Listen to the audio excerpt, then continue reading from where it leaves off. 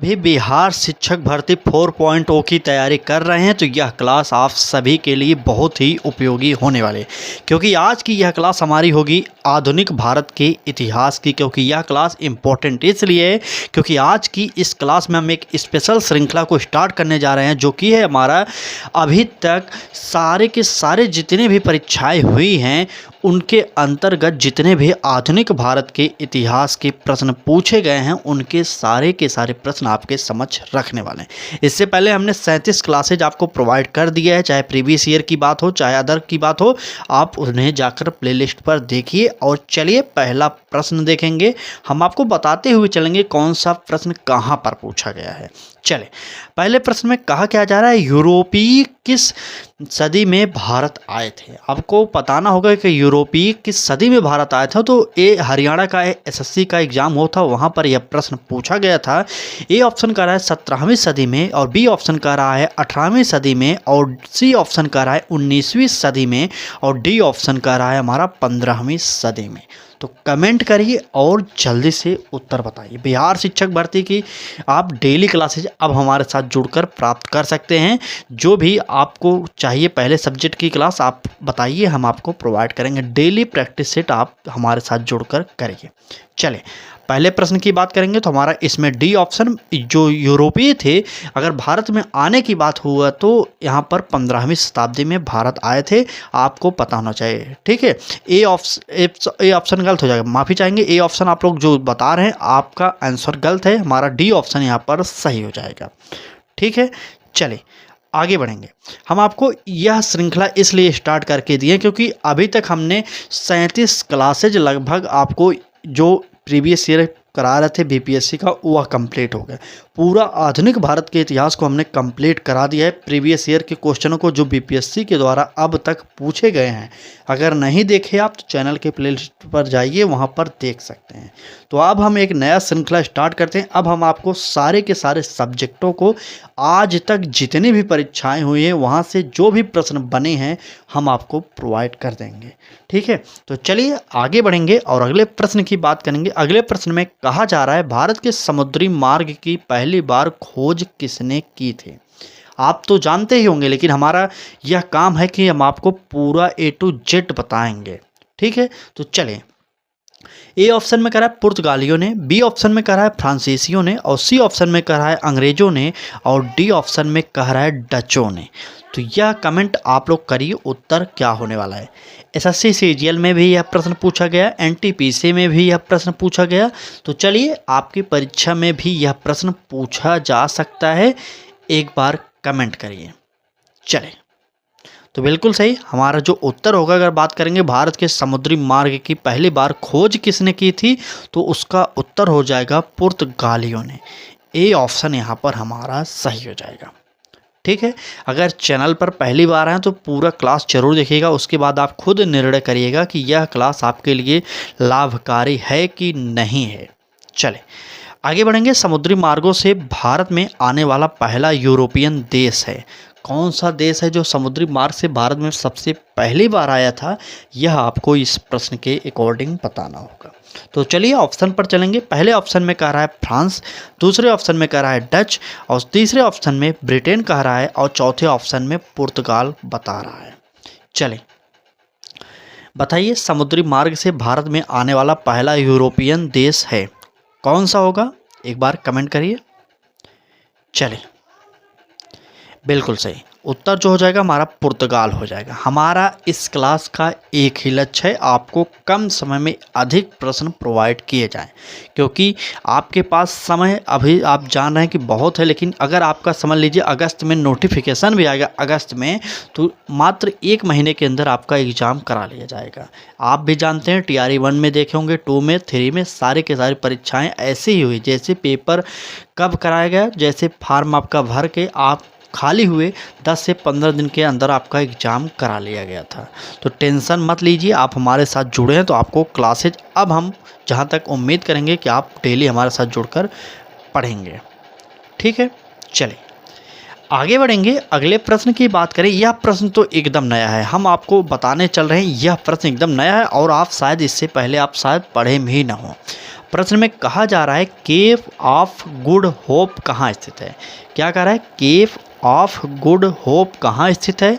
क्या रूस में स्थित है, दक्षिण अफ्रीका में स्थित है, इंग्लैंड में स्थित है या जर्मनी में स्थित है। तो आप लोग कमेंट कर दीजिए और उत्तर जल्दी से बता दीजिए।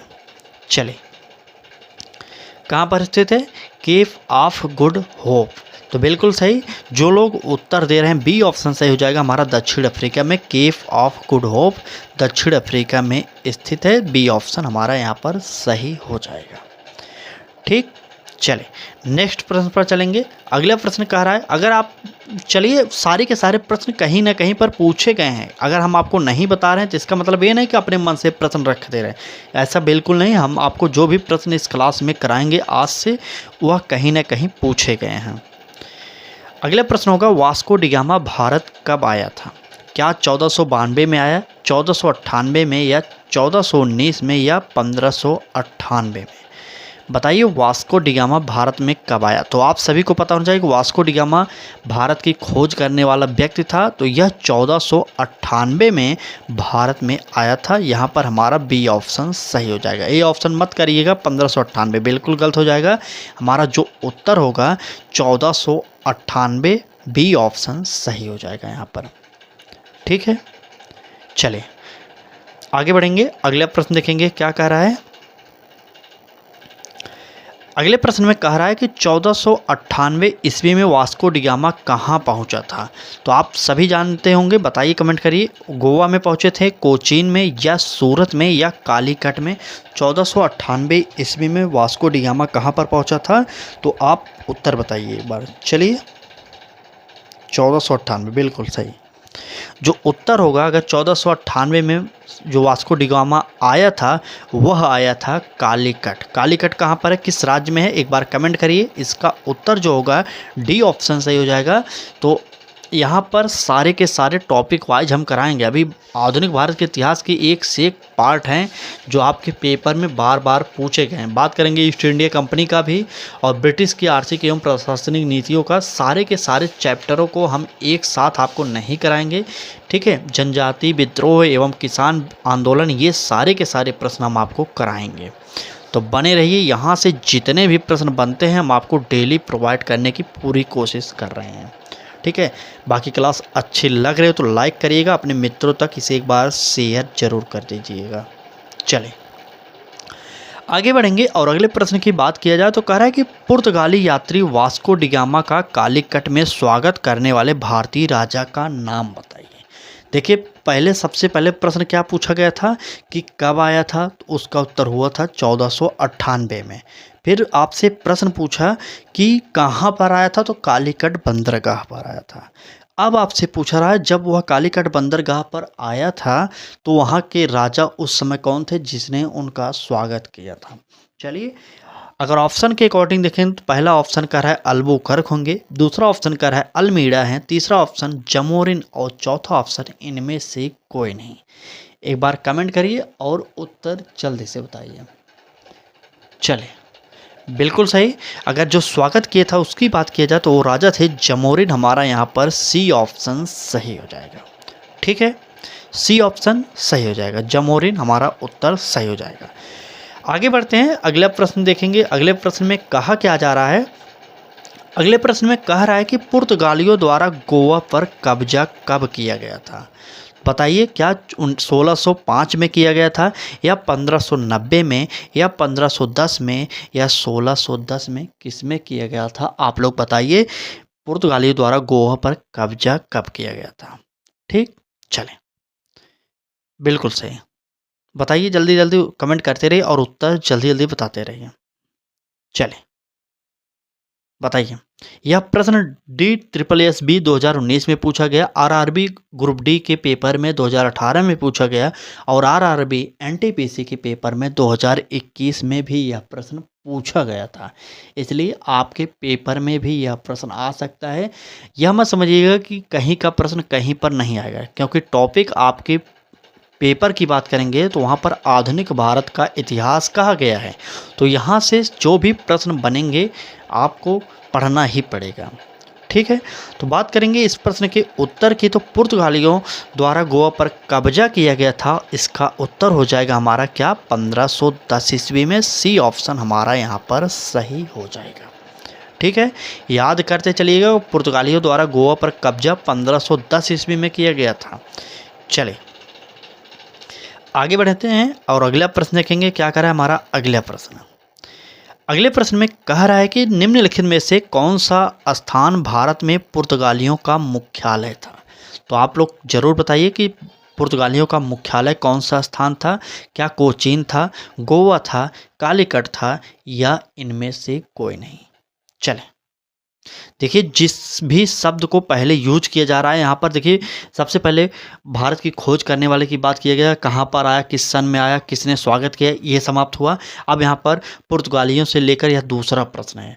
तो इस प्रकार से आपको डेली हमारे साथ यही पढ़ने को मिलेगा, टॉपिक वाइज मिलेगा, जो आप पढ़ना चाह रहे हैं इस समय। ठीक है, सुबह 10 बजे आप हमारे चैनल लक्ष्य तक से जुड़ जाइए और वेरी वेरी इंपॉर्टेंट जो प्रश्न है आप पढ़िए। ठीक है, चले बताइएगा कौन सा पुर्तगालियों का मुख्यालय था। इस प्रश्न का उत्तर जल्दी से बताइए।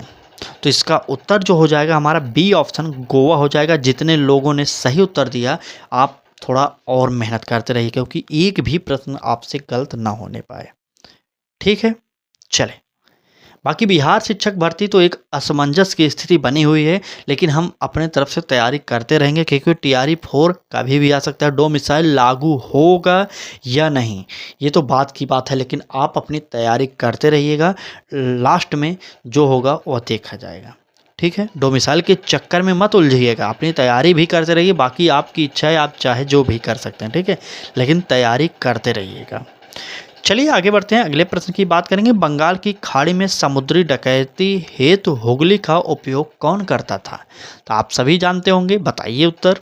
चलिए, काफ़ी लोग ऐसे हैं जो आधुनिक भारत के इतिहास को बहुत पसंद करते हैं, कई लोग अपने आप को ज्ञाता भी मानते होंगे, लेकिन इस प्रश्न का उत्तर दीजिए तो देखते हैं। चलिए, बंगाल की खाड़ी में समुद्री डकैती हेतु हुगली का उपयोग कौन करता था। क्या डच करते थे, फ्रांसीसी करते थे, या पुर्तगाली करते थे, या अंग्रेज करते थे। इस प्रश्न का उत्तर आप लोग जल्दी से बताइए। चलिए, बिल्कुल सही बात करेंगे। बंगाल की खाड़ी में तो जो हुगली का उपयोग करते थे वो थे पुर्तगाली।